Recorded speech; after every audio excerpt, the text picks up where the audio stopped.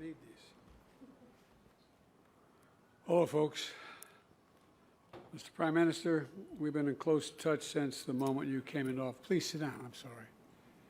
Since you came into office, and we've met all around the world. And now it's wonderful to have you by my side here at the White House, and as we advance our alliance even more than has already been advanced. It's strong now, it's getting stronger. Before I get to the progress Australia and the United States have made today, I want to say just a very few words about the situation in the Middle East.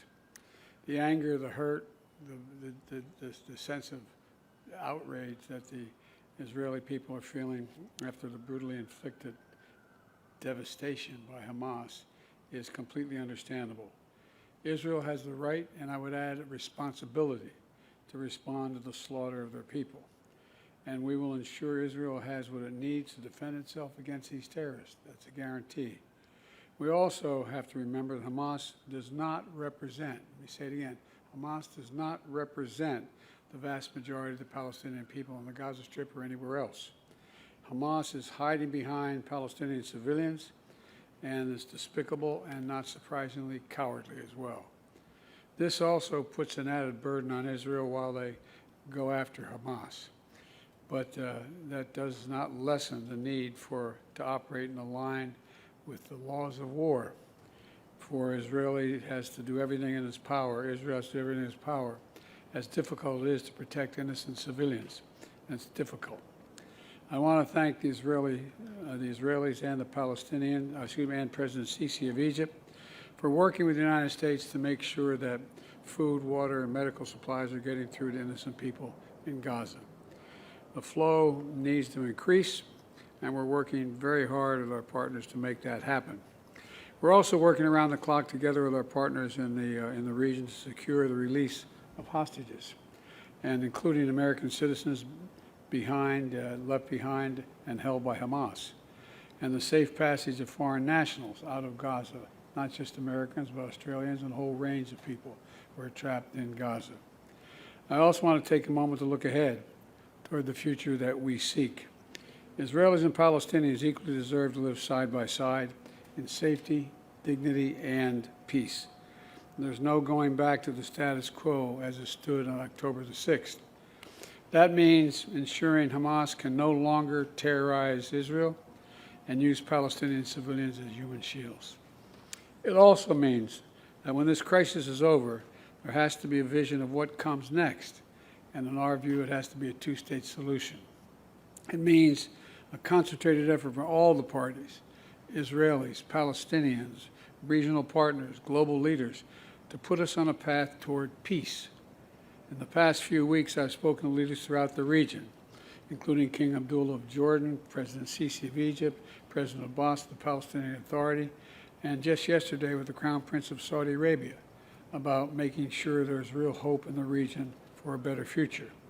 About the need, and I mean this sincerely, about the need to work toward a greater integration for Israel, while insisting that the aspirations of the Palestinian people will be part of that future as well.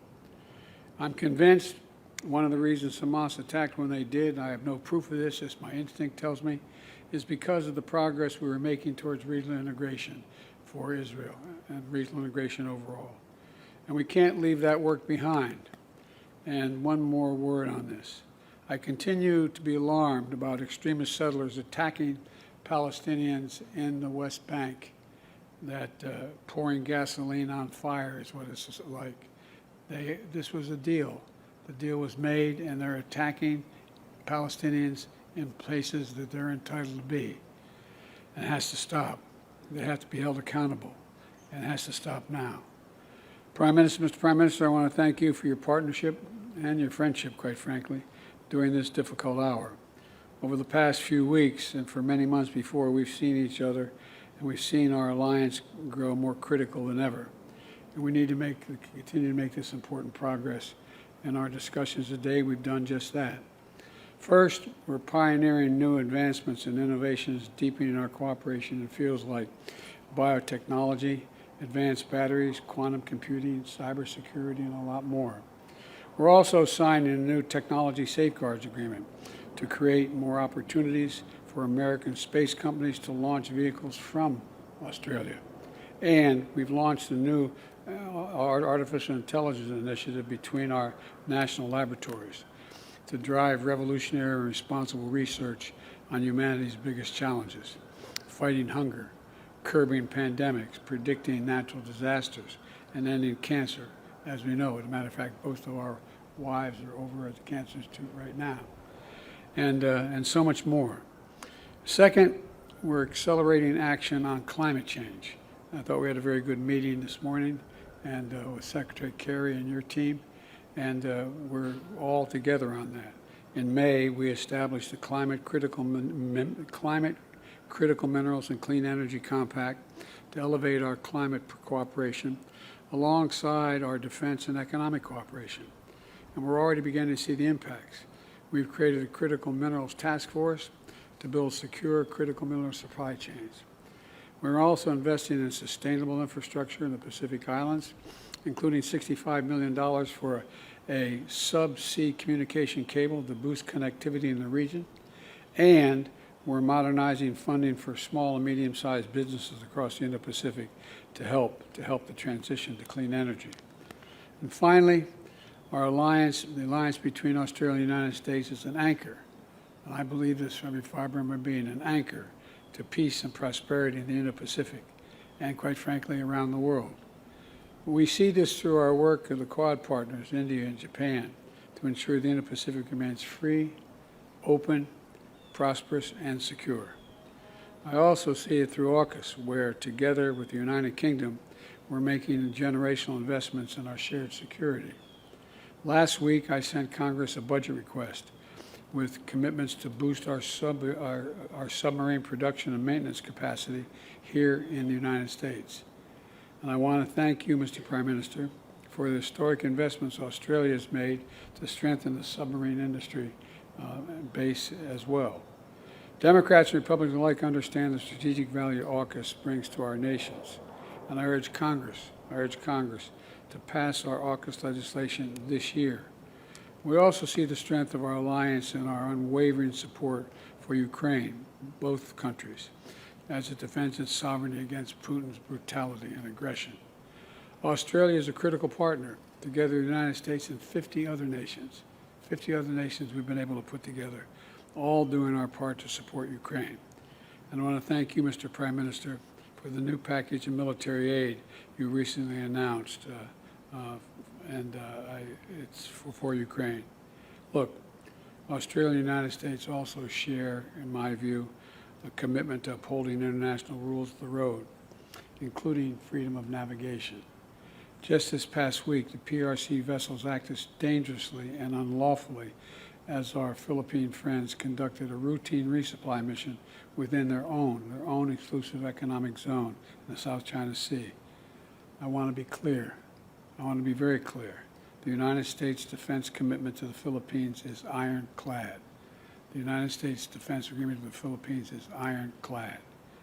Any attack on the Filipino aircraft vessels or armed forces will invoke our mutual defense treaty with the Philippines. And Mr. Prime Minister, today we renewed our commitment to defend the values that are at the heart of this alliance. And we continue to stand as one to forge a better future for both of us and all the region. So I want to thank you again for being here. Thank you for your partnership and your leadership in this critical moment. And I'd like to now turn it over to you. Well, thank you very much, Mr. President. Australia and the United States have stood together for more than a century, and it is indeed a great honour for me to stand alongside my friend President Biden here today. At the heart of our alliance are the enduring values that our people hold in common: a faith in freedom and democracy, a belief in opportunity, a determination to build a more prosperous and more peaceful world. Those values are timeless, and they have never mattered more than right now. That's why the relationship between Australia and the United States has never been more important. And of course, it has never been stronger than it is right now. We work together to promote peace and security across the Indo-Pacific, to uphold the stability which has generated unprecedented economic opportunity for the nations and the people of our region. For Australia, this is about investing in our capability and investing in our relationships. Today, President Biden and I discussed the progress being made on Australia's acquisition of nuclear-powered, conventionally armed submarines, which we announced with Prime Minister Rishi Sunak in March in San Diego. We are conscious that this is only the second time in history that the United States has shared this technology. And this fact speaks to the deep trust of our alliance and the significance of the challenge that we face together. Australia appreciates the administration's efforts to operationalise AUKUS and work with Congress to pass the legislation needed to realise our AUKUS ambitions. And I certainly appreciate once again, Mr. President, your call for this legislation to be passed this year. AUKUS will drive innovation and cooperation to provide the United States, Australia and the United Kingdom with improved capability to help secure peace and stability in the Indo-Pacific. Our cooperation is already unlocking transformative opportunities for jobs and skills and research, from Virginia to South Australia to Western Australia. Australia and the US have a strong and growing partnership in new technology, from medical research to AI. And I join President Biden in welcoming Microsoft's $5 billion additional investment in Australia, which we announced this week here in Washington. The President and I agree that innovation is vital to addressing the environmental challenge of climate change and seizing the economic opportunities of clean energy.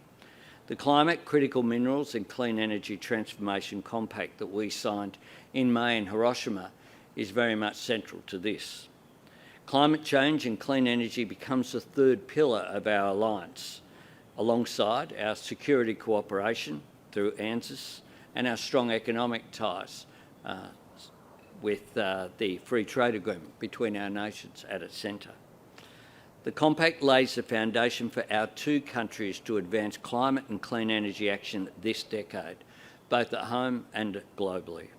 Today we agreed new measures under the compact to support our energy transition, including the establishment of an Australia and US Clean Energy Industry Council comprised of business and public finance leaders to advise government on clean energy industry development and cooperation. We're working closely with the United States to build end-to-end sustainable, reliable and transparent supply chains for critical minerals. Of course, Australia has abundant supplies of these critical minerals that will drive our economies throughout this century: lithium, cobalt, copper, vanadium and rare earths. We want to connect that with American markets, investors and technology in a way that creates new jobs and opportunities for industry and workers in both of our nations. Cheaper, cleaner energy will reduce costs for households, but it will also power a new generation of manufacturing. Our alliance is also delivering for the Indo-Pacific region bilaterally and increasingly with our partners in the Quad.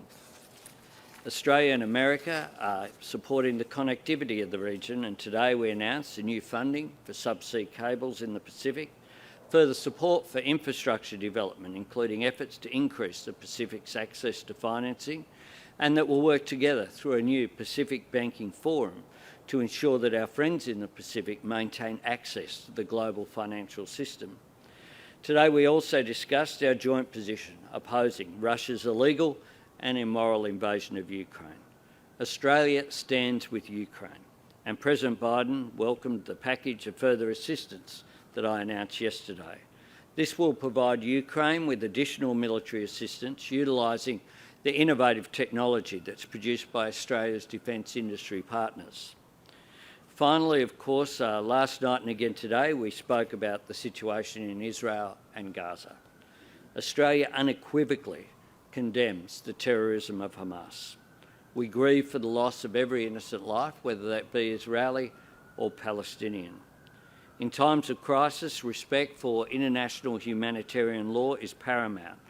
It is a recognition of our common humanity, and I commend the President for his leadership that he has shown in the example that he has set.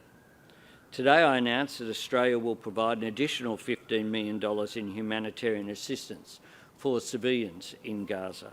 This adds to the $10 million Australia has already committed and will help deliver life-saving assistance such as emergency water and medical services.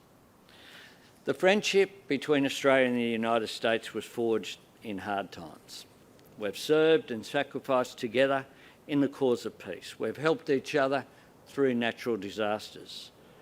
Australians and Americans share a rich history, but we always have our eye on the future. We're united by a determination to overcome the challenges that we face, and we share an ambition to seize those opportunities which lay ahead of us. Ours is indeed an alliance in which we celebrate what we've achieved up to now, but we focus on the future, a future of great opportunities, one that's stronger because of this alliance.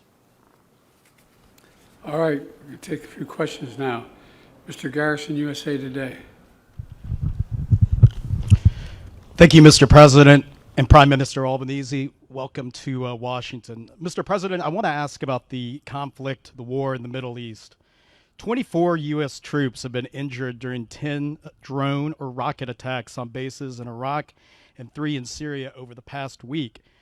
You've told Iran to, quote, be careful as your administration tries to prevent the Israeli-Hamas war from expanding into a larger Middle East conflict. But should Americans be worried that the war already is escalating? And after you answer that question, I'd like one more follow-up, please. One or two more, huh? Joey, look, we have had troops in the region since 9/11 to go after ISIS and prevent its reemergence in both, anyway, in the region, having nothing to do with Israel at all. My warning to the Ayatollah was that if they continue to move against those troops, we will respond, and he should be prepared. It has nothing to do with Israel. Well, let me ask my follow-up here. I want to discuss. Oh, here we go. Yeah, your conversations with Prime Minister Netanyahu, who obviously you've known for decades, and you had a very emotional trip there last week to Israel. Have you sought assurances from him that he will hold off on a ground invasion into Gaza until the safe release of the hostages can be assured? And of course, those include 10 unaccounted for Americans. No. What I have indicated to him is that if that's possible to get these folks out safely, that's what he should do. It's their decision. But I did not demand it. I pointed out to him, if it's real, it should be done. Thank you. But aren't these hostages in jeopardy if there is a ground invasion? You want to make a speech? No, look, obviously they're in jeopardy. The question is whether or not there's any way of getting them out. And if we can get them out, we should get them out. Prime Minister Albanese, and welcome again to Washington. President Biden canceled his May trip to Australia because of debt ceiling talks in Congress to avoid a first ever default here in the U.S. More recently, congressional action has stalled as House Republicans try to pick a speaker. However, it does appear, since we've been out here, that the House has elected a Congressman, Mike Johnson from Louisiana, to that role. But are you worried that the gridlock in Washington will hold up the transfer of nuclear-powered subs to Australia as part of the AUKUS agreement? And are you concerned more broadly that the dysfunction makes the U.S. Less reliable partner?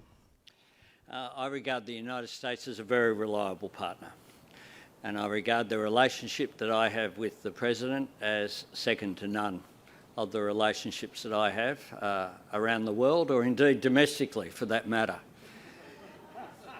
It's a relationship of trust, and I think this visit symbolises that. This is the 9th visit that I've had with President Biden. I got to meet President Biden when he was Vice President Biden just next door here some years ago. And I'm very confident in the discussions that I've had with Democrats and Republicans that there is very broad support for the AUKUS arrangements and that there will be support for the legislation going forward. And I think that would be a very good thing. It is in the interests of Australia, but it's also in the interests of the United States. And everyone that I have spoken to, similarly in the United Kingdom, across the political spectrum, are all supportive of the AUKUS arrangements. We in Australia have managed to get it so we get one question each. So, yeah, good try. But Channel 10 Australia. Get him, Jojo.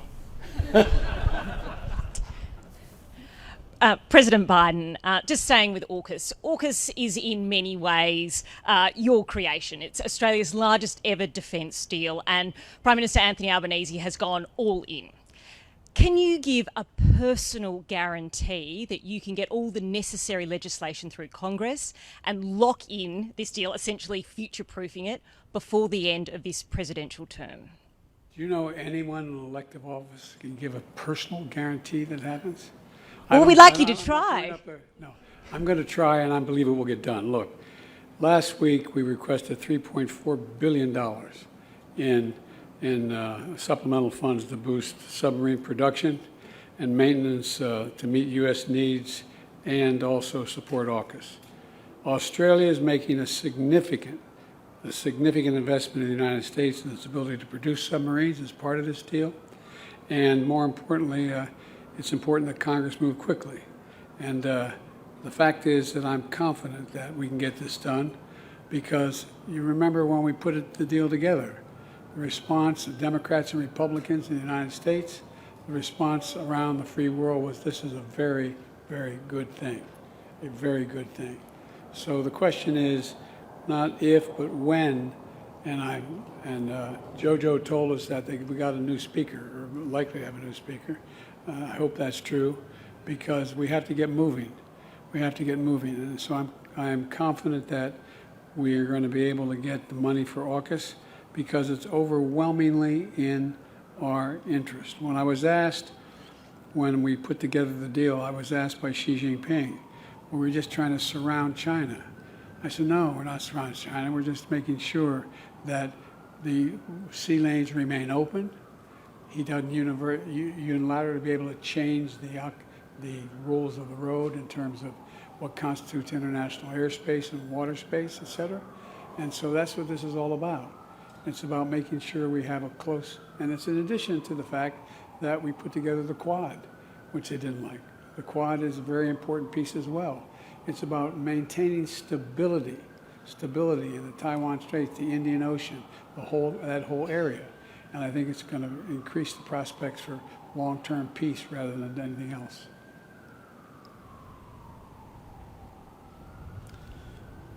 Oh, I get that. I get that. Okay. PBS, Ms. Lopez. Mr. President, thank you. If I may, I have a breaking news question and then an Israel one. First, after 22 days, House Republicans just elected Mike Johnson of Louisiana as the Speaker of the House. Johnson advocated conspiracy theories about voting machines and a rigged election in 2020. He encouraged his colleagues to join a lawsuit to invalidate the results of 4 states. So if you win re-election in 2024, are you worried that a Speaker Johnson would again attempt to overturn the election? No. Why not? Because he can't, look, just like I was not worried that the last guy would be able to overturn the election. They had about 60 lawsuits and all the way to the Supreme Court, and every time they lost. I understand the Constitution. And if I may very quickly, in the 18 days since Hamas killed 1,400 Israelis, the Hamas-controlled Gaza Health Ministry says Israeli forces have killed over 6,000 Palestinians, including 2,700 children. You've previously asked Netanyahu to minimize civilian casualties. Do these numbers say to you that he is ignoring that message? What they say to me is I have no notion that the Palestinians are telling the truth about how many people are killed. I'm sure innocents have been killed, and it's the price of waging a war. I think we should be incredibly careful. I think not we, the Israelis should be incredibly careful to be sure that they're focusing on going after the folks that are propagating this war against Israel. And it's against their interest when that doesn't happen. But I have no confidence in the number that the Palestinians are using. Thank you, Mr. President. Prime Minister, Albanese. You're traveling to China early next month. President Biden has said China should expect, quote, extreme competition from the United States. Do you support extreme competition with China, and what does that look like for you? Well, we have strategic competition in our region. That's a fact that we are living with. The relationship with China is one where the principle that I bring to it is to cooperate where we can, disagree where we must, but engage in our national interest. It is in Australia's interests as well as China, but I believe in the global interest for us to have a relationship where there is dialogue. And hence I welcome the fact that I have been invited to China. I'll be travelling at the same time as we will commemorate 50 years since the first visit by an Australian Prime Minister, Gough Whitlam, to China in a short period of time now. And I think that is a positive thing. It is good that various senior representatives in the US administration have had meetings with their Chinese counterparts in recent times because dialogue is always a good thing. Through dialogue comes understanding and comes a diffusion of tension. We want a peaceful and secure region, but we want one as well that's based upon the rule of law and where national sovereignty, including issues such as the South China Sea and the right of passage in that important waterway there, the East China Sea, the Taiwan Straits, is respected. And that is Australia's position. We cooperate very much with the United States on those matters and on others, but I look forward to a constructive dialogue when I visit Shanghai and Beijing. Extreme competition was not conflict. Read the whole paragraph. I talked about we're going to compete with China on every way according to the international rules, economically, politically, and other ways, but I'm not looking for conflict. Jeff. Yeah, Jeff Chambers from The Australian. President Biden, as mentioned, Prime Minister Albanese flies to Beijing next Saturday to meet the Chinese President and Premier. Your administration has raised deep concerns over a very long period of time about the Chinese Communist government's aggressive coercion and intimidation tactics, maritime claims in the South China Sea, as we've seen with the situation with the Philippines, state-sponsored cyber attacks. Last week, we heard from the spy chiefs talking about theft of intellectual property on an industrial scale and obviously human rights abuses. What do you make of China's re-engagement with Australia? Can Australia trust Beijing? And can Australia do business with China? Trust but verify is the phrase. And look, China is having their own internal and external difficulties right now. China's economic growth is stagnant compared to what it was. China has engaged in activities that Russia and many other activities that others have engaged in terms of intimidation and dealing with other countries. But the fact is that I have met with Xi Jinping more than any other world leader has. I've had over 68 hours of private meetings, just he and I with simultaneous interpreters, starting back when I was vice president, because it wasn't appropriate for a president of the United States to be meeting with the vice president. So I traveled 17,000 miles with him. And I've subsequently, in addition to that 68 hours, I've also had another, they tell me they keep meticulous contact, another, I think, 12, 15 hours of discussions, just he and I. And I think that he is realizing that there are, for example, his Belt and Road Initiative. Well, we're going to compete on that, and we're doing it a different way. The Belt and Road Initiative has ended up debt in a noose for most of the people who have signed on. We are working with our G7 partners to provide infrastructure for the very nations that he's trying to deal with. We want to, for example, at the G20, we were able to act on a proposal I had to build a railroad all the way from Riyadh, all the way through the Middle East, Saudi Arabia, Israel, up through Greece, and then across the, not the railroad, but pipeline across the Mediterranean up into Europe. Pardon me? You're the reliable partner in terms of when you say you're going to deliver something, the US and its partners deliver. I hope not just me. I hope the United States is a reliable partner when we act. But it wasn't just the United States that agreed on that, because look, even to this day, when my discussions with the Saudis and the Crown Prince was he wants to see a reconciliation take place. It's overwhelmingly in his interest. It's in Saudi's interest. It's the idea that you'd have the nations of the Middle East cooperating economically and politically changes the dynamic significantly. And so I just think that it is it's something that it's in everyone's interest, including long-term in China's interest. Prime Minister as well. Have you had a chance to speak to Benjamin Netanyahu? I know there's been efforts made. Obviously, the President was there in Israel last week. Are you still endeavouring to speak to the Israeli Prime Minister? I am.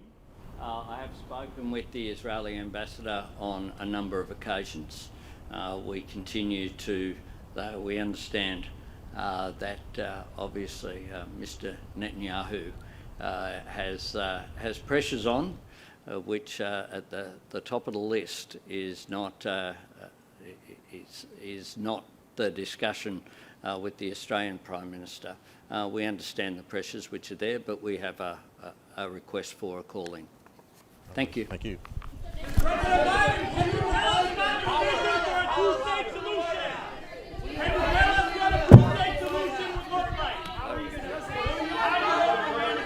Thank you, everybody.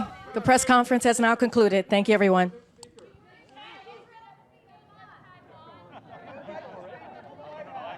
One question.